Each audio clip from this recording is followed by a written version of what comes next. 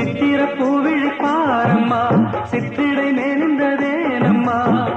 பத்து வீரல் அடைக்கத்தானம்மா முத்துரகம் எனக்கு தானம்மா